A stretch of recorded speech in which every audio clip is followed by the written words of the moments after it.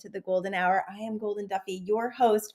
For the next hour, we're going to be discussing how your positive thinking might be getting you in trouble. I know it seems crazy, but I promise you, I'm going to bring this all together so that you can understand what trying to be positive, how that really messes up your manifestation game.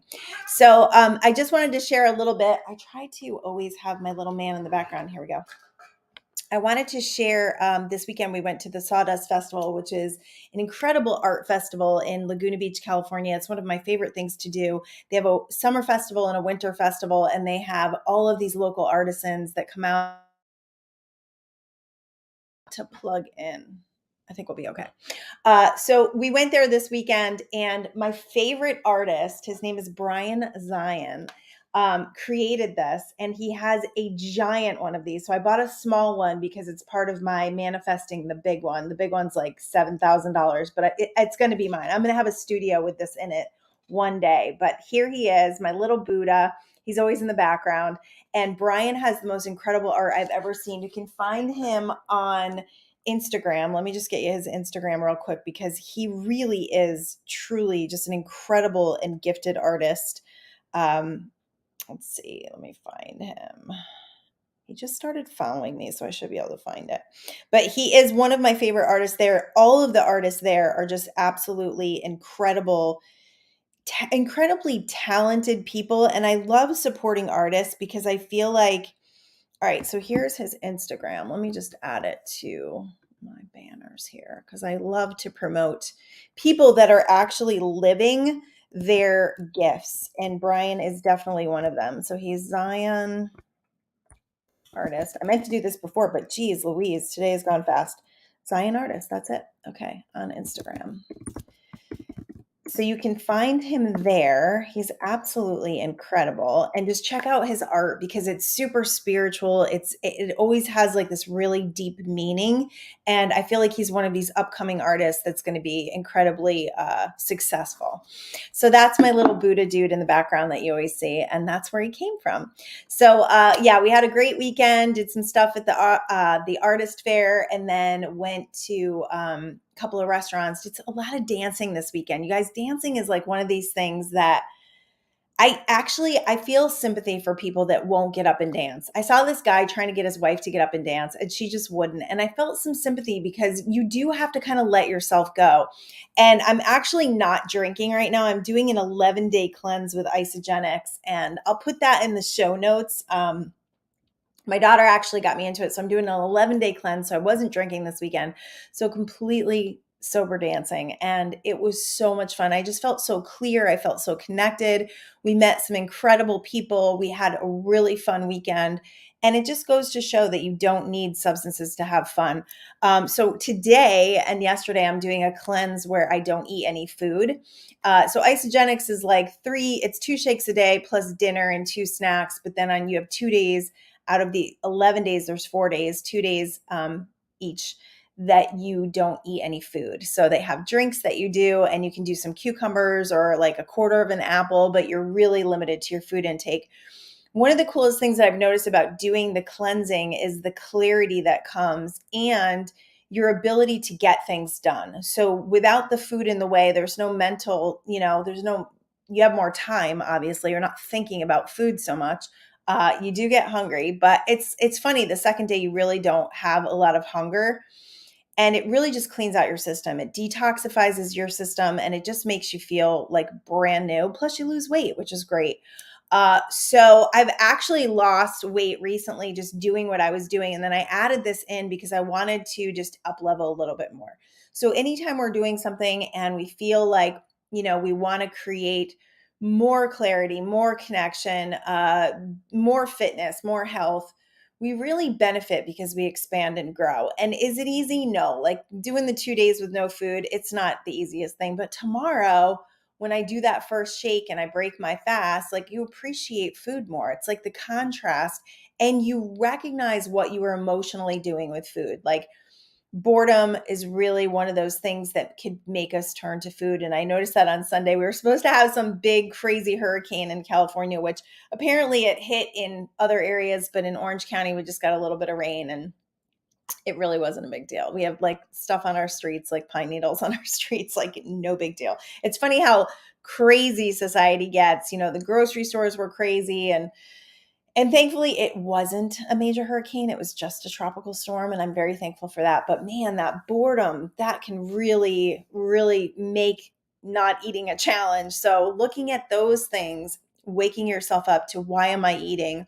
What is my purpose in putting food in my mouth? What is the purpose that food is serving to me? Is it there for my comfort, or is it there for my health and wellness? Is it there for my fuel?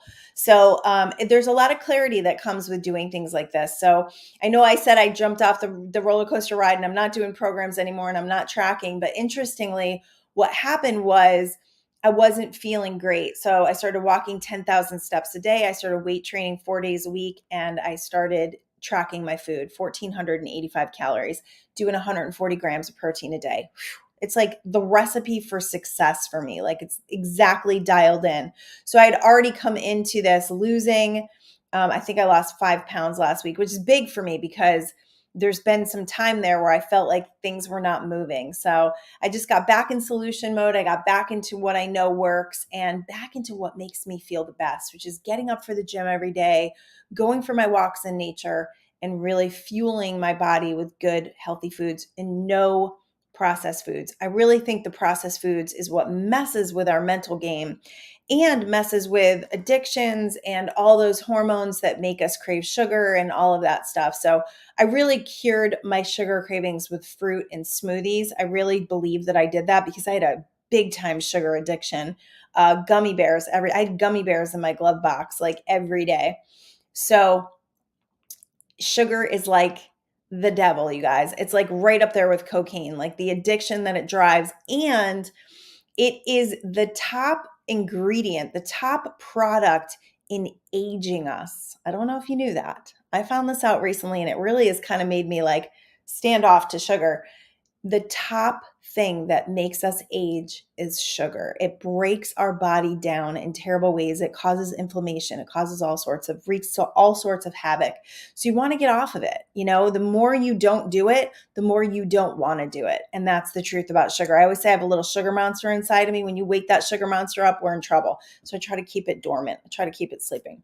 And also just the emotional component of eating. Like, why am I eating? Am I eating for my emotions? Am I eating for stress? Am I really hungry? And why is it terrible to be hungry? Like, we lose our minds when we're hungry. And it's honestly being able to navigate that is, creates a little bit of resilience in you and allows you, I'm not saying starve yourself, but it creates a little bit of resilience and allows you to not be a slave to food, which is great. All right, so let's get on to our topic today about positive thinking and how it's messing up your manifestation game. Now, you would think that positive thinking is like the greatest thing you can do, right? Like, think positive. I have a really dear friend who is, well, I'll get into that in a second. Thinking positive, trying to be positive. When you think about the word trying, first of all, trying always invites in failure. Trying also is not a very strong conduction because it's like, well, I'm going to try it. And if it doesn't work, I'm going to give up, basically. It's the strong decisions and the determination that actually create the wave behind me, that strong conduction of energy that's going to manifest things in your life.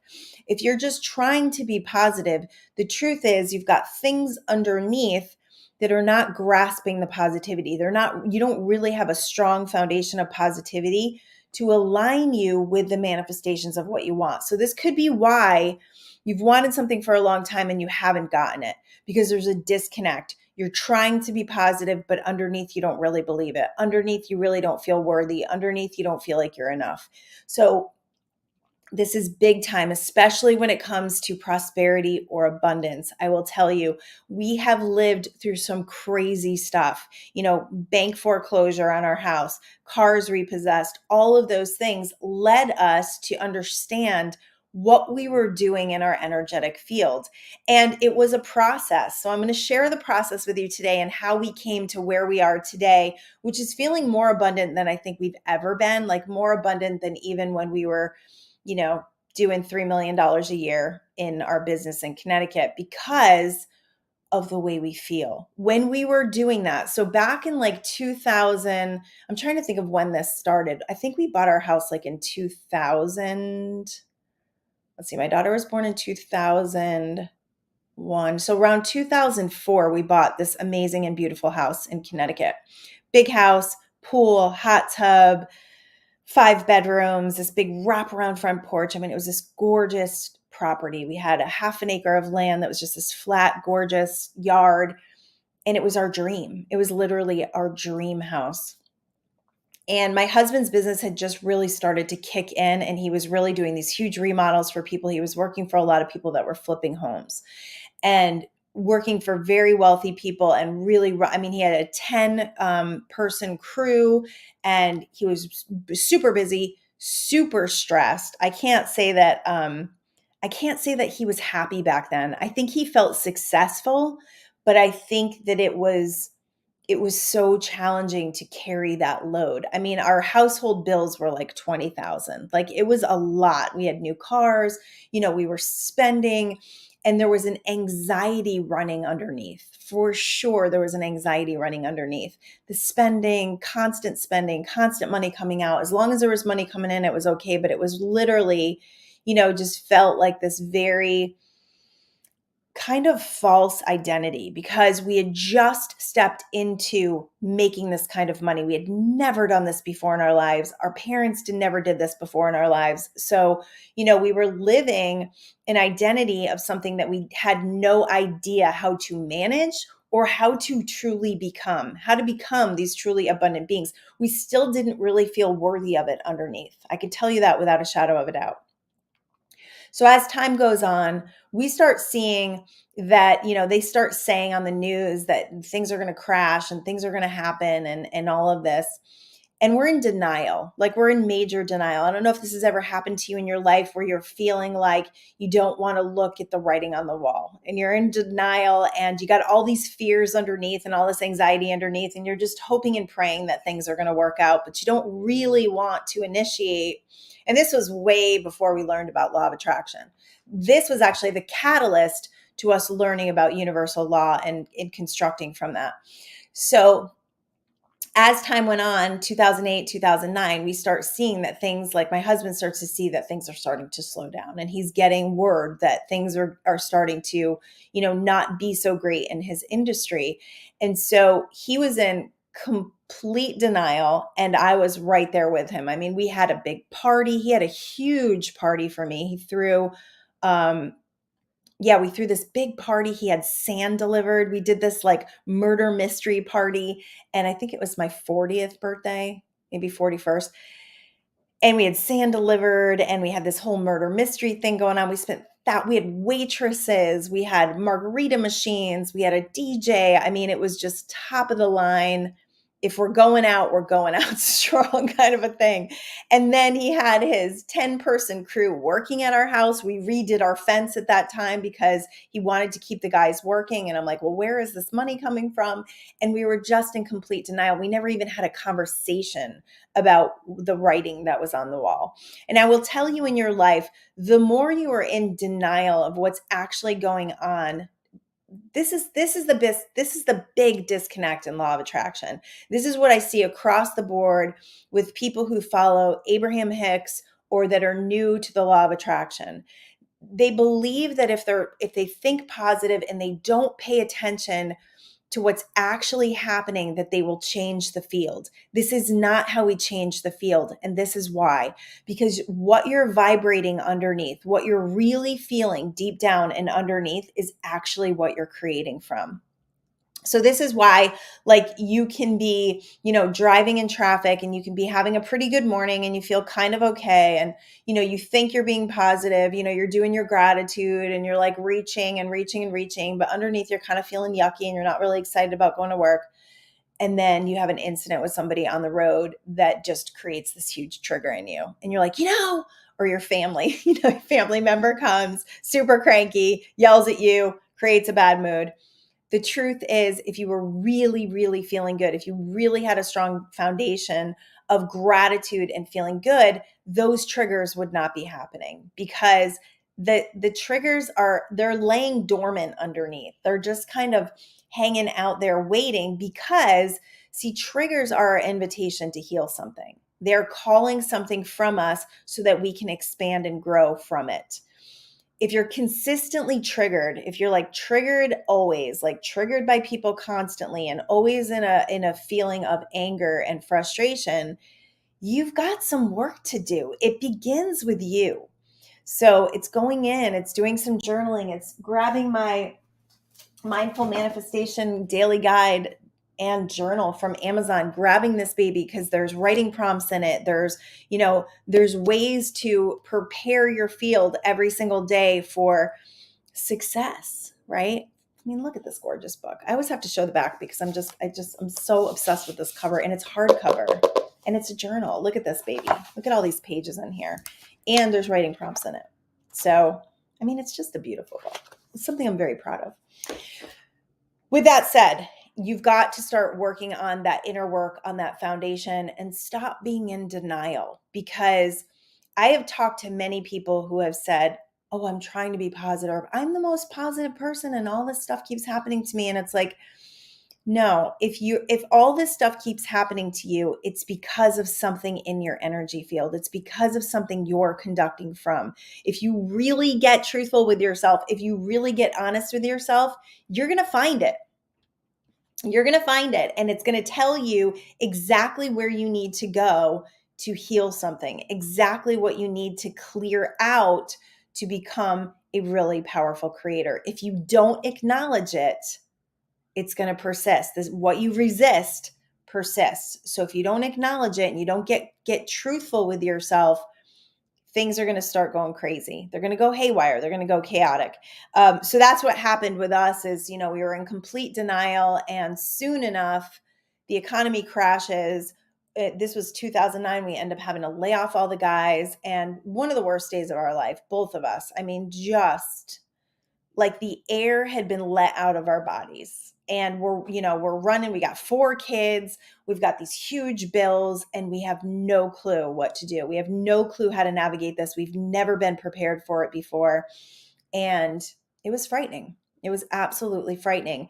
Am I grateful for it today? Yes. I have a lot of gratitude for the challenges we've been through. I'm glad that I lived that. I know what that feels like. I still, to this day, have gratitude for a full gas tank, for putting an entire tank of gas into my car. I still have gratitude for that, because there were days when I could only put in 10, 15 bucks. So it is in those challenges, if we can find the gifts and we can use them to share them with others and say, listen, I know where you're at, and this is how I got away from it. We're going to use our challenges for the good. We're going to actually help people to shift a lot faster by what we went through. And I do believe that's a huge, huge part of my journey. So as all these things are happening, our cars start getting repossessed, our house goes into foreclosure. This was at the time that we ended up finding that network marketing company, Send Out Cards, which I absolutely adore. And I thought I had the link in here and I don't, and that's just ridiculous. I'm actually getting super into gratitude and sending a card a day, because I just love the feeling of gratitude, and I love the feeling of somebody getting this love that we share in the universe. And that was the love that started in this network marketing company, but it was really about making money. And it's what introduced me to law of attraction. So once we started to recognize law of attraction, we got really into it, like super into it. We're listening to things all the time. We're really getting into that positivity mindset, right? We're shifting our frequencies. We're not so scared all the time. Like, there is fear there, but the fear is it's underneath. And because it's underneath, we're not totally dealing with it. So stuff keeps happening. Chaos keeps ensuing. Like, cars are getting pulled out of the driveway. House is foreclosed on. Lights are getting shut off. I mean, just so many things, because we're not really dealing with our stuff. We're just pretending and wishing and hoping. We're going for walks every day. My husband decides he's not going to do construction anymore. He's not going to do remodels because it's too stressful.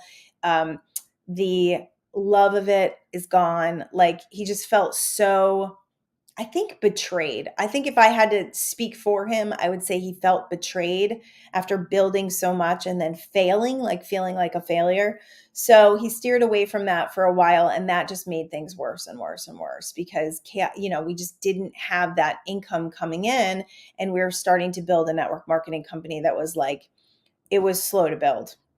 Most of them are slow to build. And if you believe that they're going to save your life and that you're going to create a six-figure income, you would be like one of the 1% of people that do that. So, we love to dream and we love to put all of our eggs in a basket. But the truth is, we need to be open to lots of avenues of abundance if we're really going to create abundance. Because once we get kind of locked in on something, we close ourselves off to other things. And that's what we did. We kind of closed ourselves off to the potentials of making money in other ways. And that really created even more chaos in our experience. Once my husband started to go back to work, things started to get better. So he finally recognized, and as soon as he recognized it, an opportunity came and it was incredible. And then opportunities came one right after the other. And he has not worked since then, since that time, which was probably 2011, maybe 2012. So we have built up from that time from an experience, from the foundation of what it means to no longer be in denial, to really recognize your truth, your really deepest desires, and what you need to do to activate those desires, to actually bring those desires into the physical realm and not have them be airy fairy visions anymore, not have them be something you're trying to manifest. Think about that. If you're trying to do something, you don't have a very strong conduction. So stop all the trying. And trying also is a very individualized process. It's very much, if it's to be, it's up to me, and it cuts out your co-creative energy with the universe. Yes, you have to do something. Yes, you have to activate energy, but you also have to have that trust and that allowing energy that's going to allow the universe to co-create with you. In the times of desperation, the times of real fear, the times when we were really hitting things hard and trying so hard, that's when the energy was the densest. That's when we had the biggest problems manifesting, because we weren't allowing anything to transpire because we weren't trusting.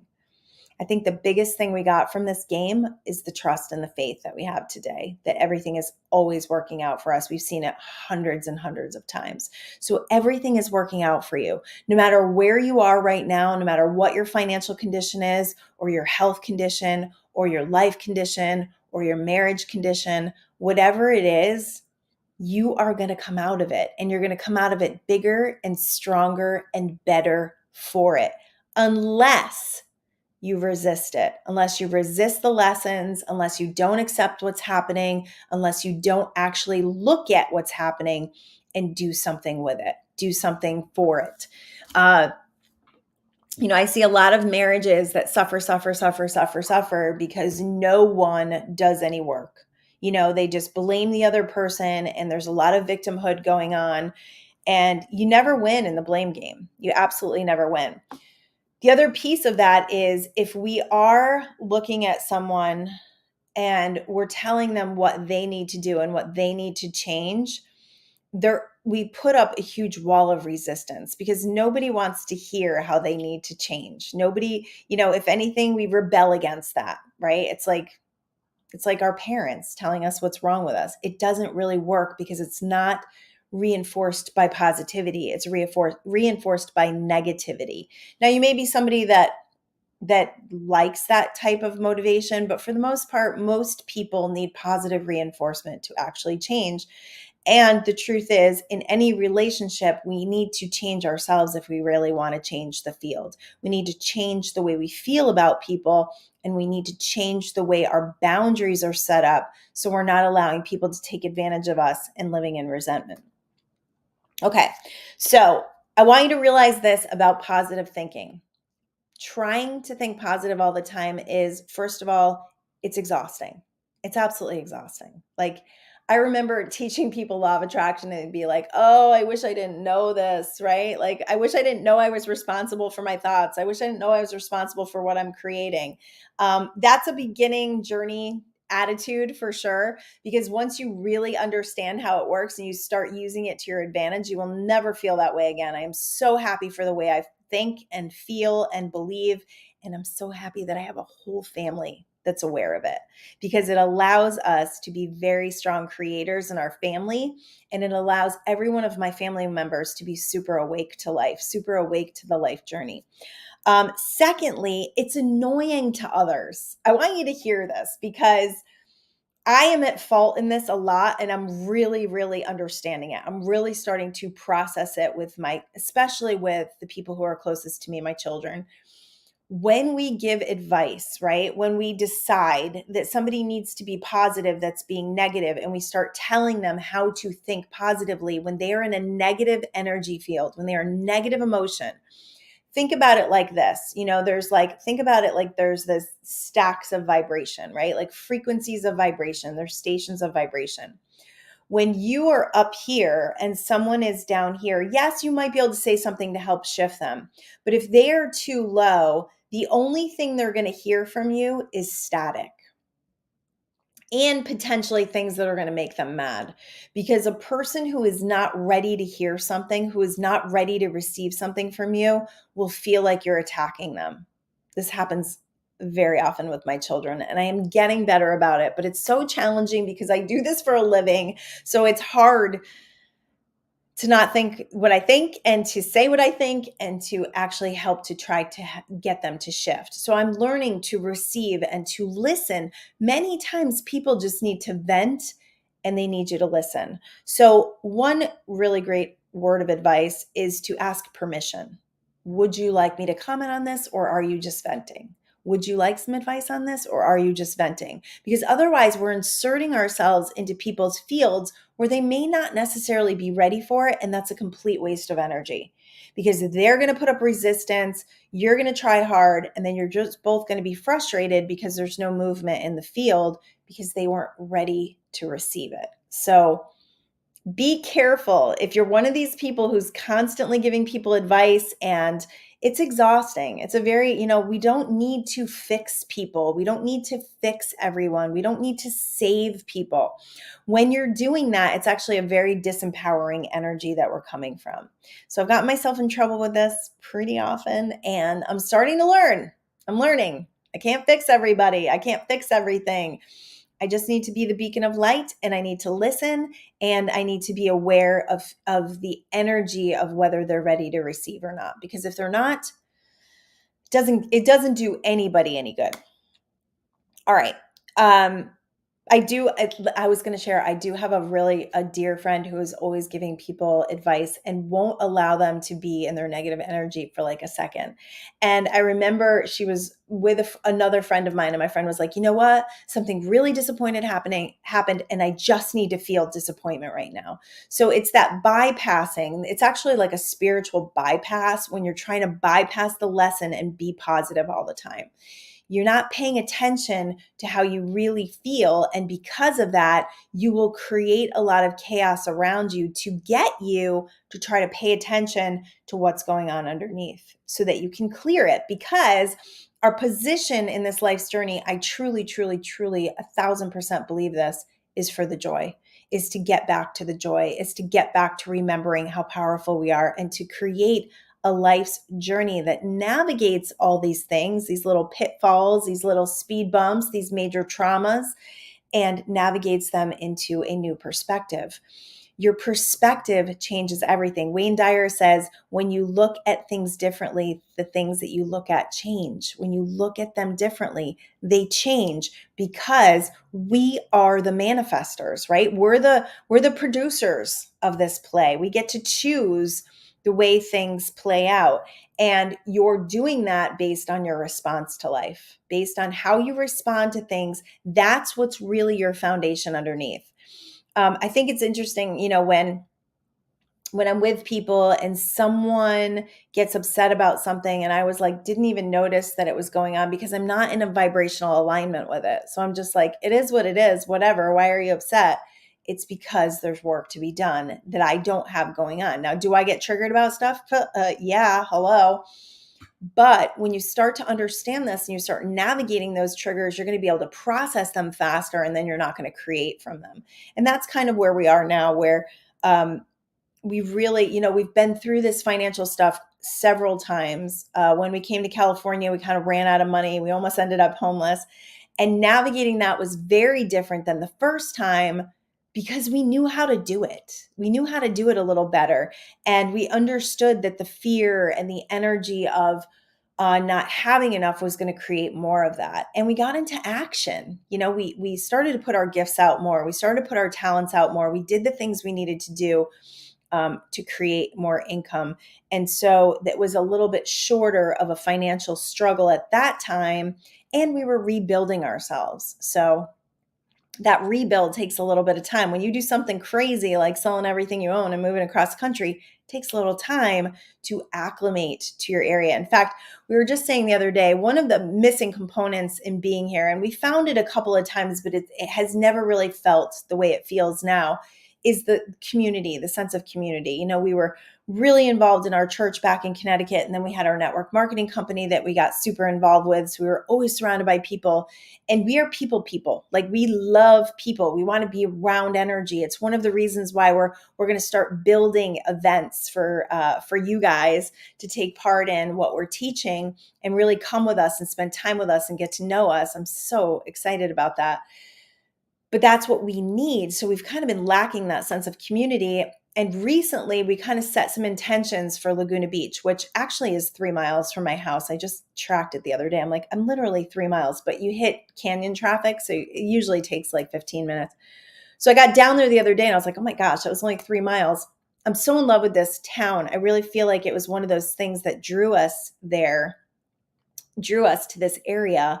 And my husband actually had a photo on his phone that was Laguna Beach. So we knew we were going to end up here near here. And now we're starting to build community there after doing the Sawdust Festival this weekend. And we spend a lot of time at this restaurant called The Cliff, which always has entertainment and kind of the same crowd a lot of the time. So we've met some wonderful people. We're starting to make friends down there.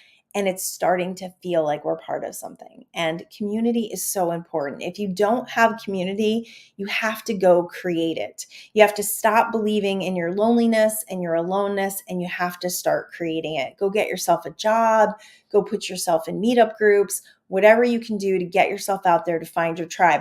It's taken us 8 years to find people that we really resonate with. And my children have actually just found people that really feel like they're connected to. So it takes time when you move. I'm not going to say it takes 8 years, but community, I will say, is super important to really feeling like you're a part of something, really feeling like, because we're not meant to be alone. We are meant to be in relationships.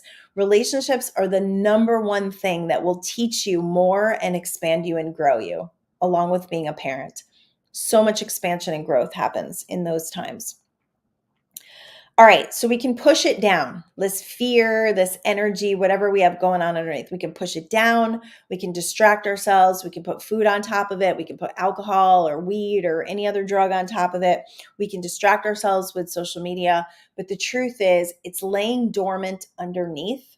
And that dormancy of underneath is what will eventually create the triggers and eventually can cause things to happen in your life where you have to wake up. That financial crash, we needed to wake up because the way that we were living was toxic. All of this spending and all of this energy going out and energy coming in, and the stress, like the massive stress of raising children and trying to create money for all the bills and all of it.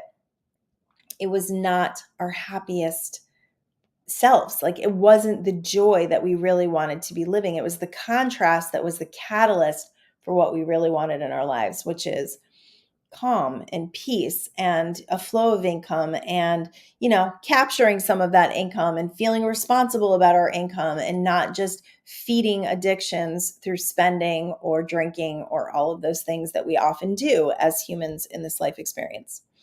All right. So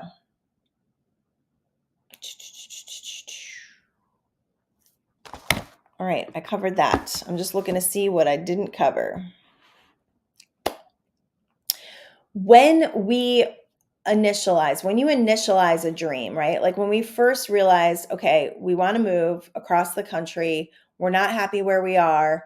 When we first initialized that we wanted to move, a lot of things happened. We lived kind of in the pipe dream of it all. We lived in the pipe dream of it all. We lived in the belief that things were going to be okay, that everything was going to work out for us, and that somehow we were going to take our whole life experience that has been living in this one town for most of our lives. We literally lived 2 towns from where we both grew up. I mean, we still got our hair cut at the same place that we grew up at. We still went to the doctor. My kids went to the same doctor that I went to as a baby and my husband went to. We had the same doctor as babies. So, our high school, our middle school, our kids' schools, everything was so confined, right? So we're living there, it's the only thing we've ever known. And I suddenly get this dream that I want to move. And it had a lot to do with being in that other company because they had kind of expanded us. We had traveled with them. We opened our eyes to possibilities. We started to believe in our abundance and our worthiness. We were really working on all of that.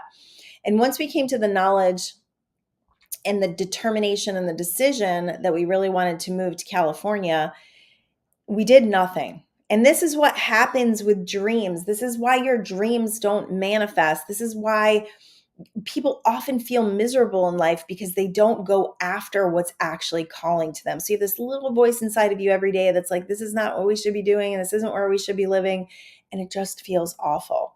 And if you don't make some sort of move, if you don't make some sort of change, sometimes the universe will do it for you. Like it'll take that sucky job away because you won't do it on your own. Sometimes that happens. But for us, it was more about having to make that solid decision, which came on the heels of our house, like definitely getting foreclosed on. Like they sent us a letter. They never did take the house. And one of the reasons why I set a really strong intention that we would keep the house until we gave it back. And that happened. And they actually didn't foreclose for a couple of months after. So we manifested staying where we were for 5 years and made that all work out. But then getting that letter in the mail is what got us into action. That's what made us go, all right, what's the plan here? We can't just have this pipe dream of moving to California.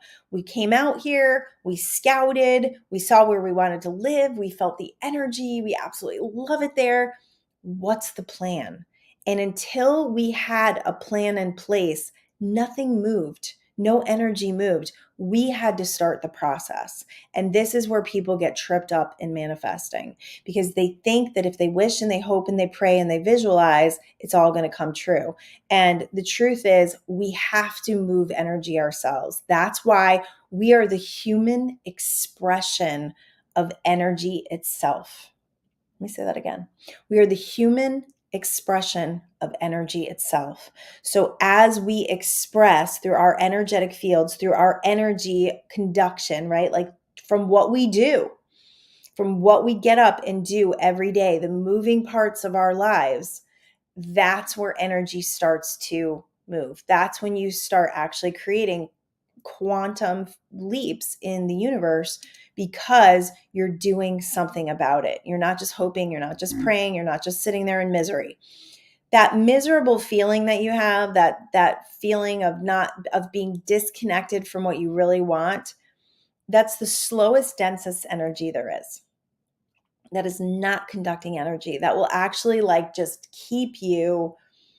it'll keep you in misery. It'll keep you feeling like you're stuck. Now, you're never stuck because of the law of perpetual transmutation of energy. Everything is always moving, right? You're never stuck. You feel stuck because you think the same thoughts every day and you do the same things every day. You do something to shake up that schedule. You try a new class, you get out of your comfort zone, you go to a new place, you dance sober, whatever you can do to move the energy field and shake it up will start to create some changes. And then you have to ask yourself, what is it that I really want? Like, really get clear about what you want. Because when you get clear about what you want, that's when you start getting the intuitions to do different things to start moving the energy field in your favor. It's magic, you guys. It's alchemy. That's what alchemy is. It's changing the energy field by what we do, because what we do conducts how we feel. So when you get yourself out there, yeah, you might have some fear. You might have a little discomfort. Funny, I had a post up the other day about discomfort, and somebody came up against me in an Abraham Hicks group. And this is one of the biggest disconnects I see in the Abraham Hicks community is this. And I was there because that was part of the beginning of my law of attraction journey, was listening. And if you've never heard of Abraham Hicks, she's on YouTube. Her name is Esther Hicks. She channels a thing called Abraham, which is God. And she's amazing. She's really amazing. And she has been a huge foundation for what I know. But I saw some disconnects in the community, and I had some disconnects myself. And it could just be part of the process of learning universal law and coming back into your power. So one of the biggest disconnects is to ignore any negative emotion, to not feel any negative emotion, because what she says is your negative emotion is your disconnect from how God really feels, how source really feels, how divine energy really feels. It's your disconnect. So if you feel negative, you're disconnected from the truth. Okay. However, if you're running from your negative emotions all the time, and I see this in the communities all the time, I see people going broke, I see people just suffering. And it's because, first of all, they turn down their internal guidance and they only listen to an outside source. That's a problem, because we all have wisdom. We all have infinite intelligence and wisdom that we can tune into. We do not need somebody else to tell us what's going on. I would use Abraham to shift me a lot. I've also used, I was thinking about this today, The Secret, the movie The Secret. And The Secret, I think, kept the secret. I really do.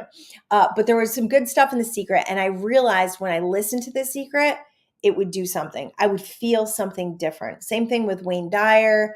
I've had a few favorites over the years that I really love listening to, because I feel the shift in my consciousness. I feel the shift in the way I'm thinking, in the way I'm feeling. It's almost like I got to ride on their beliefs. I got to ride on their information to get myself back in the swing. And it's okay if you need to do that. It's absolutely okay. But your internal guidance is the most important thing. So if your internal guidance says you should go get a job, but you're listening to someone on YouTube that says, we don't need jobs, we can just hang out, we can manifest just by thinking, there's going to be split energy in your field, and you're not going to create your greatest potential. So if you're looking to manifest something, first of all, you have to get real. You got to get really real. What are you really feeling? You know, positive thinking aside, if you're doing positive affirmations in the morning and you're like, this is kind of BS, like if you're thinking that underneath or inside, or you're not feeling it, you're just saying it, you're just like monotone and you're saying it over and over again. You know, the idea was that we can reprogram our subconscious. And I do believe that over time, listening to things, you absolutely will do that. You will reprogram. But the truth is, we have an addictive mind. We have habitual loops and habits of thought that are super challenging to interrupt and to no longer think. Super challenging. You could even be doing this work forever and still have old belief systems and limiting beliefs that will pop up from time to time for you to work on. So in that, in knowing that, the positive affirmations can sometimes push you in the other direction. They can sometimes make you feel worse, especially if you've been working on it for a while. So if you're like super broke, you're negative in your bank balance, you're struggling in life, and you read a sentence that says, I am abundant and wealthy millionaire, that's not going to feel good. You literally, your mind's going to go, you're a liar. You're a liar. And how does it feel to be a liar? That doesn't feel good. So instead, if you could start to incrementally do this, like incrementally go, okay, how do I really want to feel? I want to feel at peace. I want to feel calm. I want to feel like my financial condition is improving. I want to feel like things are getting better. If you could do that a little more generally and a little less aggressively, you're going to be better off, because those aggressive affirmations, those aggressive mantras that maybe you've been saying for a really long time, they're not working. If your situation is not changing, they might be doing the opposite, and you're best to leave them alone for a little while and just work on the ones that make you feel a little bit better. We can't go from depression to joy. It's too far of a jump. If you look at the emotional scale, depression's the lowest you can go, joy's the highest, right? So in order for us to like stop being so depressed, we can't leap up here, right? We have to incrementally go there. We have to say the things that are going to help nudge us to feel a little bit better. We got to do the things that are going to help us to feel better. So whenever I'm like struggling with my mental, my mental game, and I'm feeling like down or I'm doubting or whatever, I think to myself, okay, what are the things that I put into place that make me feel the best every day? And this starts with my feet hitting the floor. I mean, I could start the night before, actually. So I started doing a gratitude journal at night, which I have not done in the last week or so. So I've got to get back to that. It's very easy for these habits to fall by the wayside. Not with meditating so much, but with the gratitude journal for sure. If I'm too tired at night, or if I've been reading another book, it's really easy for it to fall off my plate. So I was doing the gratitude journal at night, which I will get back to tonight. I'm making a promise. And then I would wake up in the morning and I would be in a different field of energy, because before I went to sleep, I recognized all the wonderful things in my life. That's a frequency. It's a radio station. So beginning in the morning, the very first thoughts you have are important. Now, one thing I've noticed, very first thing in the morning, and if you're over 50 or over 40, you might feel the same way. It's really easy to complain because everything kind of hurts a little bit when I get up in the morning. Now, is that because I haven't been doing gratitude the night before? I don't know. I'm gonna have to do that experiment. But the truth is, I can find myself complaining. When you start your day with complaining, yikes. You can reset it through meditation, but I've gotten really, really clear about this, and I witness the thoughts, but I don't say them. And I move away from them. Well, what's good right now? That's a great question to ask. Well, what's good right now? Okay, so your back hurts a little, you're a little stiff. What can you do? I can stretch. I stretch every single morning. I love stretching. I'm so flexible. I feel so good. It keeps my body from falling apart, and it keeps my back from like seizing up, because that can happen from sitting. So I stretch, and then I do gratitude and meditation. And what are the things? I go to the gym. Like, what are the things that are going to fuel my energy field in the best possible potential, so that today is different than yesterday when I was feeling wonky? Sometimes you got to go to bed to make it a new day. Sometimes you just got to navigate that nasty feeling. You got to navigate that dense energy. You got to navigate. I've been noticing, and I don't look into the planets a lot. I do listen to a couple of tarot readers just so I'm in the awareness of the astrology. But I see it and I feel it. Like when there is a break in the energy, like this Lionsgate portal, whatever thing that happened on the 8th of August, like before that, man, was the energy dense. I felt like I couldn't get anything done during the day. I was just fighting myself. I was super tired. I can really feel energetically what's happening. So whether I want to acknowledge it or not, if I want to give it my power or not, it's a reality, right? It's a reality. Sometimes we don't feel up to par, and it could connect, because then all of a sudden there's a rush of energy and I have tons of motivation. I have tons of inspiration. So it's navigating those energy fields and not needing things to be different. Yesterday in my yoga class, so I went to yoga yesterday, which is really funny because it goes along with the cleansing thing. I have literally been trying to get back to the yoga classes for 2 months.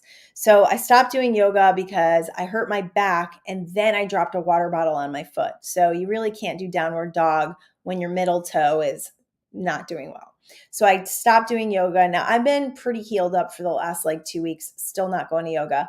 Well, this cleanse energy is really interesting, right? So I'm like, I'm going to go to yoga today. Like that's something I can do for myself during this time of not eating, that will just, keep me from thinking about food, and it will get my body moving and more flexible. So I went to yoga yesterday. It was fantastic. I felt so good from it. Now I feel like I'm kind of back in it. And I love this yoga instructor. And she said, let's practice radical acceptance. And I was like, oh, that's really good. Radically accepting where you are, being totally, totally okay with where you are in life, not needing it to be different, not wishing and hoping it to be different, but radically accepting where you are in excitement for what's to come, knowing that where you are right now is the perfect place for your expansion and growth. And I really believe that. I forget it sometimes, but I really believe that you are in the perfect place, that I am in the perfect place. And then no matter what's happening right now, there is a navigation to this process. There is an energy to this process that is bringing you to more awareness of who you are and how you create. If you are listening to this, you are a creator. If you are not listening to this, you are a creator. But if you are listening to this, you are a creator of epic proportions, because that's why you came here, to create, to navigate, to understand the laws of the universe and how you are part of that, how you are part of the energy field. So, in knowing this, think about the things that you've been working on. Think about how you've been thinking. First of all, how you've been treating them. How are you treating what you're looking to manifest? Are you treating it like a little baby dream that you put down all the time, right? Or that like lives in here and kind of nudges you and like bugs you a lot? Or are you really activating? Are you really putting energy towards it? Are you really becoming it? Are you becoming more abundant by the way you act? Are you becoming more abundant by the way you feel? Are you letting go of fear and anxiety around money? Are you becoming wiser because you understand how energy works? You know, are you using this life's journey as part of your expansion and growth? Are you using all of your challenges to gain new perspectives, to gain new awarenesses, to gain new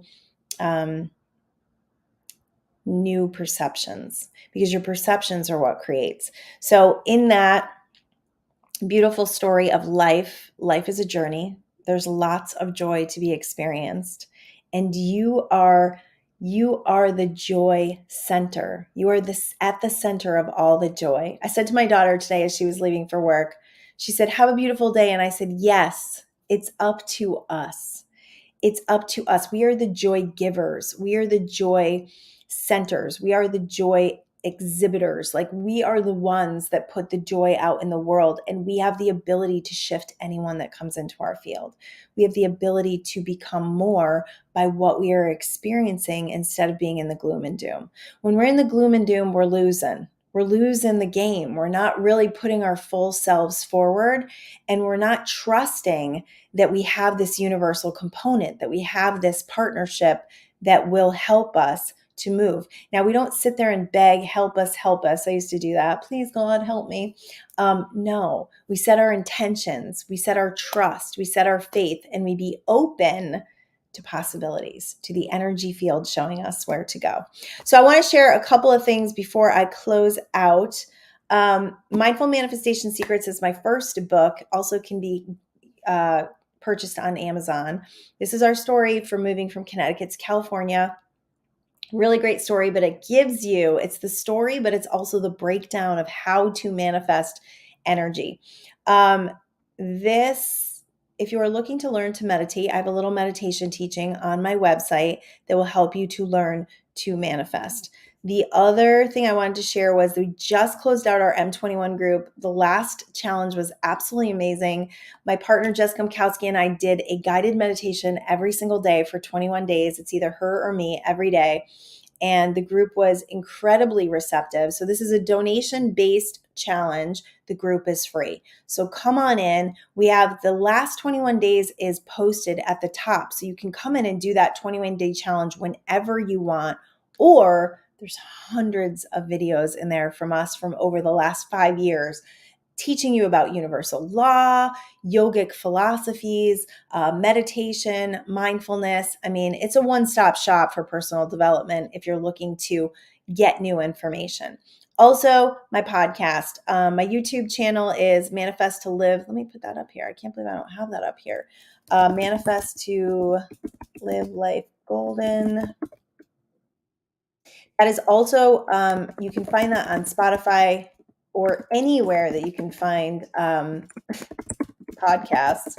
But I would love to have you as one of my YouTube subscribers. I'm working on my subscription, so I'm like almost at 300. Pretty cool. Would love to get that up in the thousands, because one of my sayings a long time ago, and here's a really good disconnect. I used to say I'm a YouTube sensation, but I was never on YouTube. There's a disconnect for you. You got to get on YouTube if you want to be a YouTube sensation. You got to start doing shows or it's not going to happen. So there's the disconnect. That's the false perception of your manifestation. You got to do something about it. All right, people, I love you all. That's my show for today. Man, did that one fly by. I hope that was helpful. I am sending you love, blessings, and all the good stuff. Peace out.